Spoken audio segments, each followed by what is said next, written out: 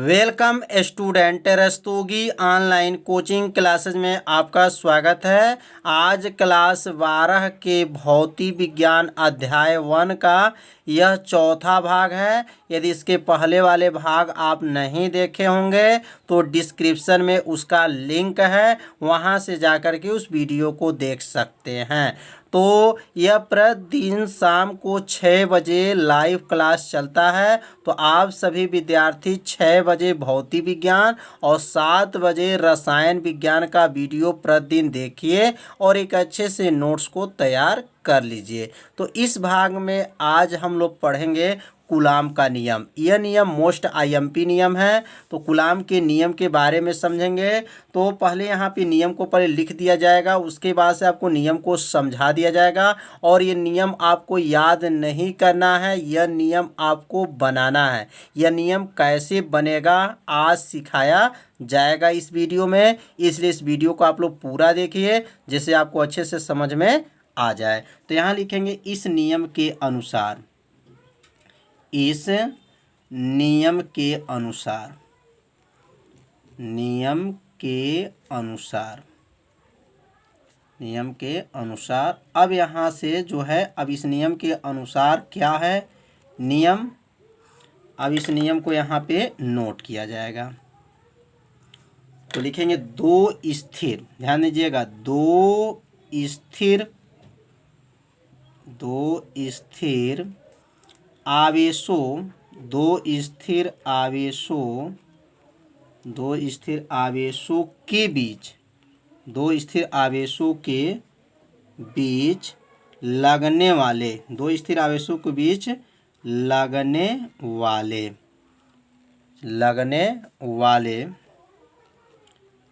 वाले आकर्षण, याद रखेंगे, आकर्षण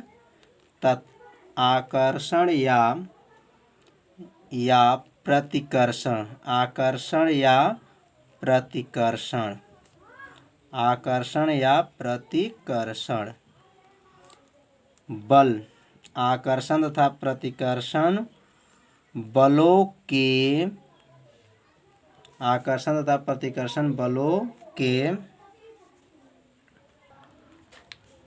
यहाँ पे जो है प्रतिकर्षण बल,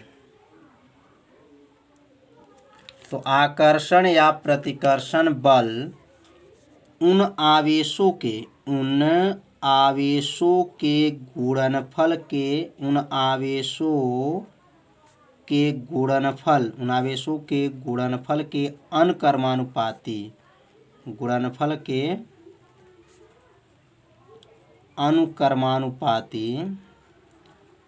अनुक्रमानुपाती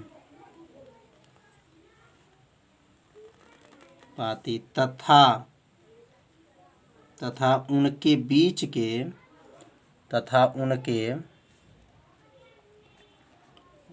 बीच के दूरी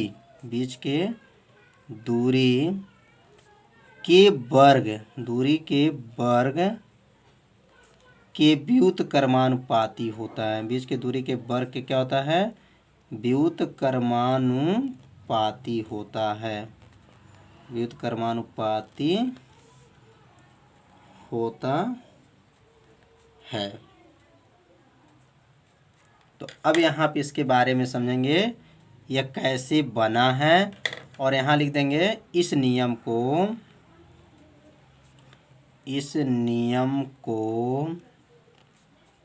कूलाम का नियम कहते हैं। किसका नियम? कूलाम का नियम कहते हैं। अब यह नियम को समझेंगे कैसे नियम बना। अब यहाँ पे दो आवेश लेंगे। अब ये दो आवेश कौन कौन होगा, तो पहला आवेश का नाम Q1 और यहाँ पे जो आवेश है इसका नाम है Q2। कितने आवेश हैं? दो आवेश। इनके बीच की दूरी क्या है, तो इनके बीच की दूरी R। अब यहीं से इसका परिभाषा को बनाया जाएगा। तो क्या लिखा गया है, दो स्थिर आवेशों के बीच लगने वाले आकर्षण या प्रतिकर्षण बल। तो आकर्षण या प्रतिकर्षण बल, तो बल को किससे प्रदर्शित करेंगे, एफ से। और यह अनकर्मानुपाती उनके आवेशों के गुणनफल, मतलब ये पहला आवेश है और ये दूसरा आवेश है, उन आवेशों के क्या है, गुणनफल के क्या है, अनुकर्मानुपाती है। तो यह आकर्षण या प्रतिकर्षण बल उन आवेशों के गुणनफल के क्या है, अनुकर्मानुपाती है। इसे क्या मान लेंगे, समीकरण नंबर ए। तो समीकरण नंबर 1 कैसे बना, बस इसी में यहाँ छिपा हुआ है, ध्यान दीजिए। आकर्षण अथवा प्रतिकर्षण बल उन आवेशों के गुणनफल के क्या है, अनुकर्मानुपाती तथा उनके बीच के दूरी के क्या है, वर्ग के व्युत्क्रमानुपाती। अब यहाँ वर्ग करेंगे, दूरी किसे मानेंगे, आर, और आर का वर्ग किए और ये व्युत्क्रमानुपाती। यहाँ क्यों व्युत्क्रमानुपाती बोलेंगे, जब बट्टे में यहाँ रहता है तो इसका नाम व्युत्क्रमानुपाती, और यहाँ बट्टे में नहीं है तो इसका नाम क्या है, अनुकर्मानुपाती। अब इसे क्या मान लेंगे, समीकरण नंबर 2।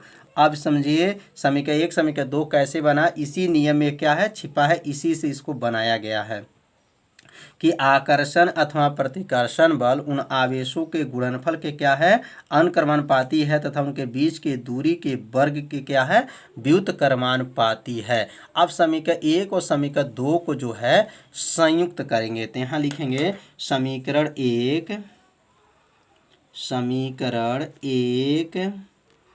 तथा समीकरण 2 को क्या करेंगे, संयुक्त करेंगे।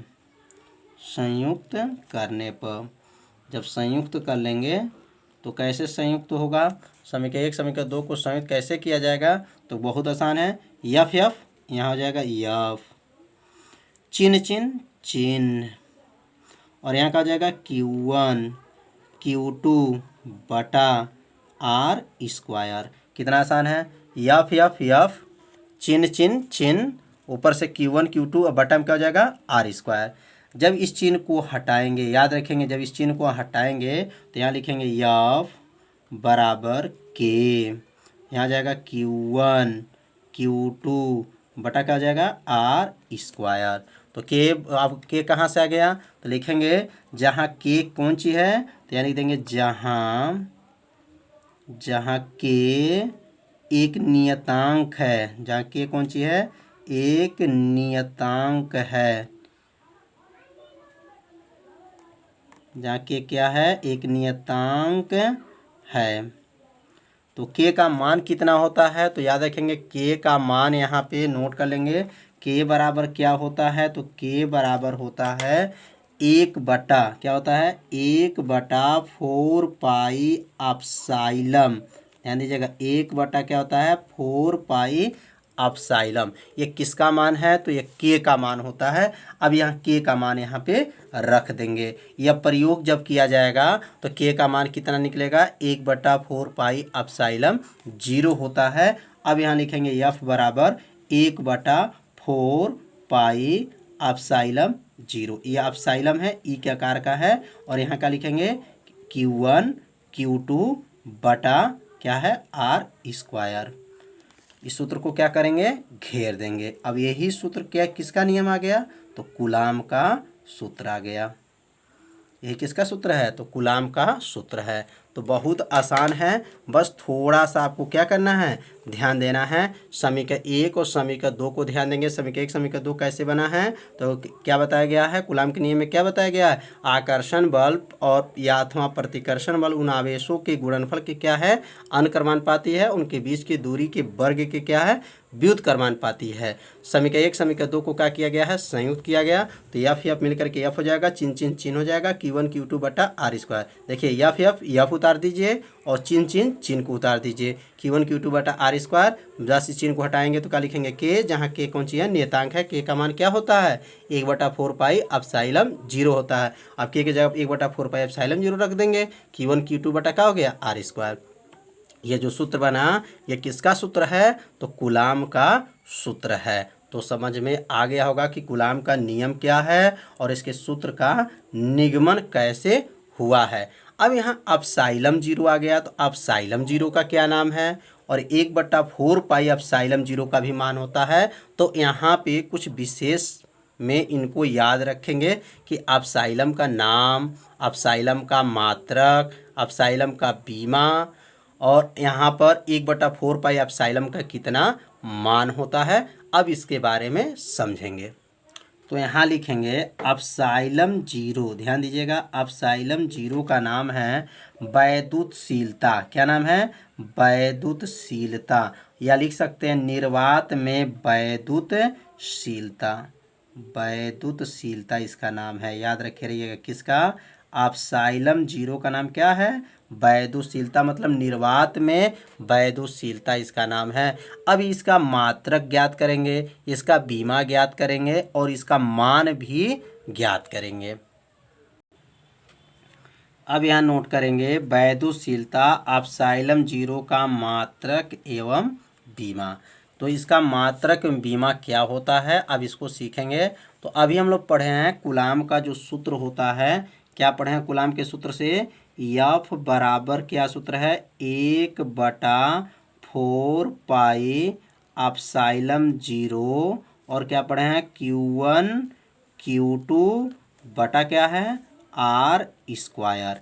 ये किसका सूत्र है? तो कूलाम का सूत्र है। तो इसमें जो है अपसाइलम का जो है मात्रक बताना है। तो अब क्या करेंगे, इस अपसाइलम को F के पास भेज देंगे और F यहाँ नीचे चलाएगा। तो सूत्र क्या बन जाएगा? सूत्र बनेगा तब अपसाइलम जीरो बराबर, अब सूत्र बनाएंगे तो क्या बनेगा? 1/4 पाई, 1/4 पाई, और यहाँ क्या है? Q1 Q2 बटा, और यहाँ अपसाइलम ऊपर चला गया और F कहाँ आ जाएगा? नीचे। तो F R स्क्वायर। तो किसका सूत्र बन गया? अपसाइलम जीरो का सूत्र बन गया कि 1/4 पाई Q1 Q2 बटा F R का स्क्वायर। अब यहाँ लिखेंगे अपसाइलम जीरो का मात्रक। अपसाइलम जीरो का मात्रक मतलब वैद्युतशीलता का मात्रक। अब इधर क्या हो जाएगा? 1/4 पाई Q1 Q2 बटा क्या लिखेंगे? F R स्क्वायर का मात्रक। अब यहाँ पे जो है 1/4 पाई, अब 4 पाई का जो है मात्रक नहीं होगा और यहाँ पर 4 का भी और पाई का मात्रक नहीं होता है। और आवेश का मात्रक क्या होता है? तो यहाँ आवेश 2 है, तो यह पहला आवेश का मात्रक क्या हो जाएगा? कूलाम। और दूसरा आवेश का भी मात्रक क्या बनेगा? कूलाम। तो आवेश का मात्रक कूलाम, और यहाँ लिखेंगे बटा है तो बटा कर लीजिए। बल का मात्रक क्या होता है? तो न्यूटन। और आर का नाम क्या है? दूरी। तो दूरी का मात्रक क्या होता है? मीटर। तो मीटर का स्क्वायर। अब कूलाम में जब कूलाम का गुणा करेंगे तो क्या लिखेंगे? कूलाम का स्क्वायर। कूलाम का स्क्वायर हो जाएगा। प्रति, यह देखिए बटा है, इसको प्रति भी कहा जाता है। अब यहाँ का लिखेंगे न्यूटन। न्यूटन मीटर का स्क्वायर। तो किसका मात्रक आ गया? अपसाइलम जीरो का मात्रक आ गया कूलाम का स्क्वायर प्रति न्यूटन मीटर का स्क्वायर।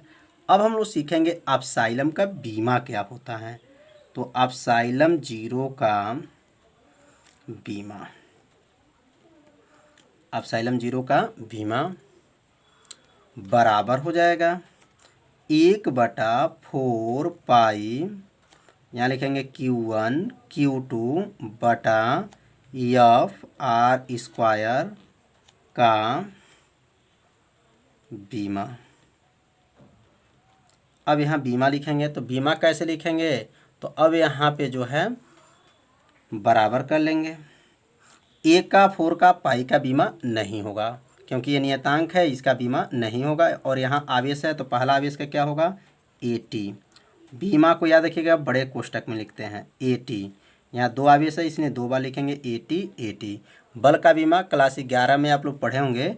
यदि आप बीमा नहीं जानते हैं तो प्लेलिस्ट में फिजिक्स क्लास 11 का वीडियो है, वहाँ पे बीमा बताया गया है, आप वहाँ जा कर के उस वीडियो को देख लीजिए। बीमा आपको बीमा क्या होगा, आप लोग सीख जाएंगे। तो इसलिए उस वीडियो को आप लोग क्या कीजिए, ज़रूर देखिए बीमा कैसे निकाला जाता है। तो यहाँ बल का बीमा क्या होता है, तो MLT पर -2 होता है और दूरी का क्या होता है, तो L स्क्वायर होता है। L जैसे यहाँ पे स्क्वायर है तो स्क्वायर कर देंगे, मतलब दूरी का बीमा तो L होता है और यहाँ स्क्वायर है तो क्या करेंगे, स्क्वायर।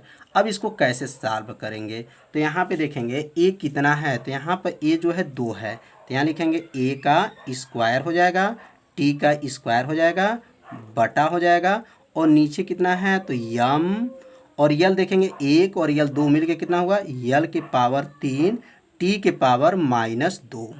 तो यह जो बीमा जो बना है कैसे बना है, L में जब L स्क्वायर का गुणा करेंगे तो L के ऊपर कितना घात होगा, तो 3 घात होगा, और T पे क्या होगा, -2 हो जाएगा।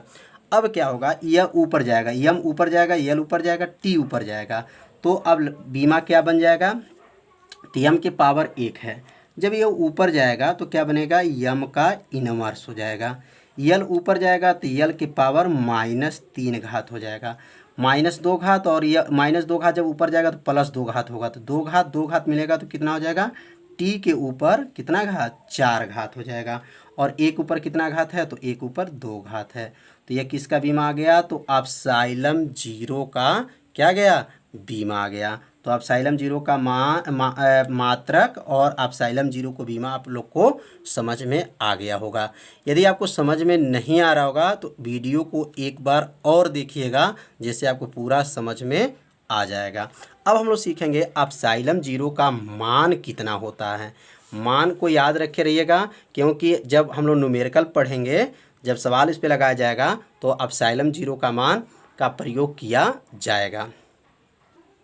अब यहाँ पे जो है विशेष में याद रखिएगा,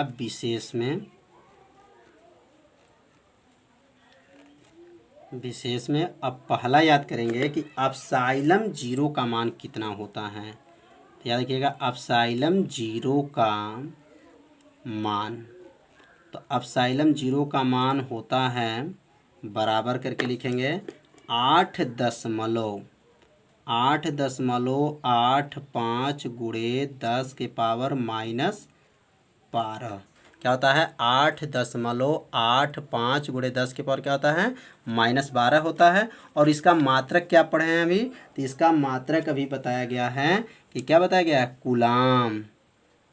कूलाम का स्क्वायर प्रति न्यूटन मीटर का स्क्वायर। तो इसके लास्ट में यहाँ पे मात्रक भी लिखना पड़ेगा। तो क्या मात्रक हो गया इसका, एप्सिलॉन 0 का मान 8.85 गुणे 10 के पावर -12 कूलाम का स्क्वायर प्रति न्यूटन मीटर का स्क्वायर।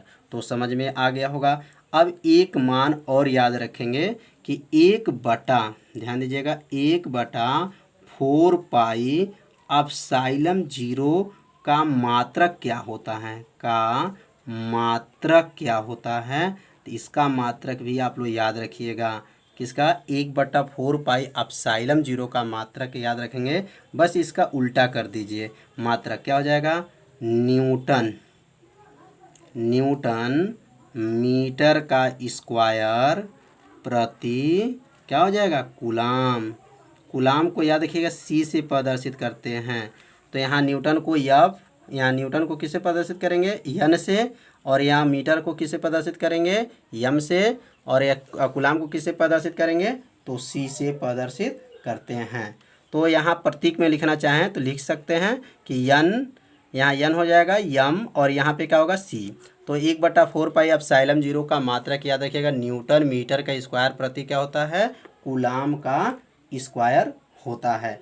अब इसका मान कितना होता है, इसका मान भी याद रखेंगे, 1/4 पाई एप्सिलॉन 0 का मान कितना मान होता है, तो इसका मान याद रखेंगे 9 गुणे 10 के पावर 9। कितना होता है, 9 गुणे 10 के पावर 9 और यहाँ मात्रक यही नोट कर लेंगे, न्यूटन मीटर का स्क्वायर प्रति कूलाम का स्क्वायर। तो 1/4 पाई एप्सिलॉन 0 का मान कितना हो गया, 9 × 10⁹ याद रखे रहिएगा, 9 गुणे कितना 10⁹ न्यूटन मीटर का स्क्वायर प्रति कूलाम का स्क्वायर। तो यह 3 विशेष जो है बहुत ही आईएमपी है। इसी तीनों के सहायता से आगे चल के जब न्यूमेरिकल का प्रयोग करेंगे तो इनका प्रयोग करना पड़ेगा। तो आज का पढ़ाई आप लोग को समझ में आ गया होगा। आज जो बताया गया बहुत ही महत्वपूर्ण नियम बताया गया है। अपने कॉपी पे से लिखते भी चलिए और एक अच्छे से नोट्स को भी क्या कीजिए, तैयार कर लीजिए। तो यदि ये मेरे चैनल पर आप पहली बार आए हैं तो मेरे चैनल को क्या कीजिए, सब्सक्राइब कर लीजिए और बेल आइकन घंटी को ऑप्शन को भी क्या कर लीजिए, ओके कर लीजिए। तो कल शाम को 6 बजे मिलेंगे, तब तक के लिए नमस्कार।